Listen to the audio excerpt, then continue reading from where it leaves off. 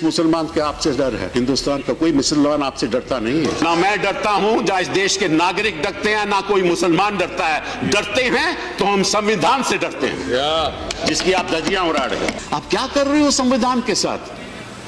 आप धज्जियां उड़ा रहे हो संविधान से। आपका मकसद क्या है? आपका मकसद तो हमें मालूम है, 2014 से हमें मालूम है आपका मकसद क्या रहा है। कभी घर वापसी, कभी लव जिहाद, कभी ट्रिपल तलाक, कभी सीएबी, कभी एनआरसी, फिर दोबारा एनआरसी, मतलब के फिर 370। आपका लक्ष्य हमें मालूम है, आपका लक्ष्य मालूम है, आपका नजरिया भी मालूम है। आप नाम से, किसी के नाम से पता करना चाहते हो इस देश में वो रहेगा या नहीं रहेगा। मैं आपने कहा कि वो जो मुसलमान यहाँ हैं उनको डर करने की जरूरत नहीं। किस मुसलमान के आपसे डर है? हिंदुस्तान का कोई मुसलमान आपसे डरता नहीं है।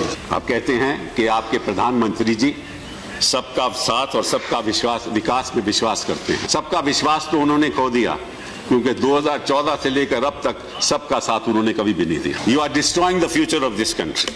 ये भक्त जो हैं ये क्या करते हैं? गाय के पति ये इंसान को मारने को तैयार है। ये क्या करते हैं? अगर आप भारत माता की जय नहीं बोलोगे तो फिर देख लो इसका नतीजा क्या होगा। अगर भारत माता इतनी ही प्यारी है तो जाओ ना सरहद पे लड़ो, जाओ सरहद पे लड़ो, उनको बोलो लड़ो, ठीक है ना। अपने आदमियों को मारने के बजाय वहां जाकर एनिमी को मारो, फिर पता चलेगा कि भारत माता की आप सुरक्षा कर रहे हो। वो हिम्मत नहीं है आप में।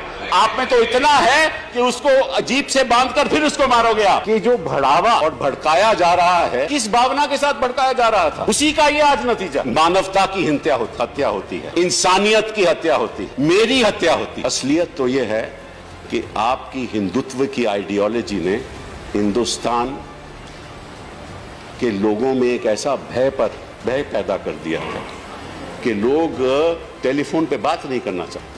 मैं आपको सच बात बताऊं, मैं समझता हूं कि जो ऐसी बात करता है, जो ऐसे काम करता है, वो असली हिंदू नहीं है, वो नकली हिंदू है। और अगर लड़ाई होगी आगे तो यहां और वहां की होगी, असली हिंदू और नकली हिंदू के बीच में होगी। 2017 में सबसे ज्यादा हत्याएं हुई हैं और ये कहते हैं कि हम गांव की रक्षा करना चाहते हैं। मैं आपको बताता हूं कि हरियाणा में मथाना जगह है एक, वहां एक गौ रक्षा की जगह है, वहां 50 गाय की मृत्यु हो गई।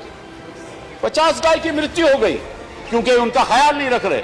और जो गाय को सालाना मिलना चाहिए वो 600 रुपया है, हर गाय को 600 रुपया है। और ये कितना देते हैं? 150 रुपए। मतलब कि जो सरकार है वो भी गाय को जो देना चाहिए वो भी पैसा खा जाती है। ये इनकी सरकार। और ये कहते हैं कि गाय के प्रति ये इंसान को मारने को तैयार है। मैं तो खुलेआम कहना चाहता हूं कि जो भी इंसान ऐसी हरकत करता है, खुलेआम करता है, वो कोई पुलिसमैन नहीं है, वो कोई अधिकारी नहीं है, वो एक नॉन ऑफिशियल सलवा जुदम जैसे लोग हैं जो अपना अपने आप तय करते हैं कि कानून क्या है और कानून को कैसे लागू करना। जिसकी हत्या हुई उसने कोई कानून का उल्लंघन नहीं किया।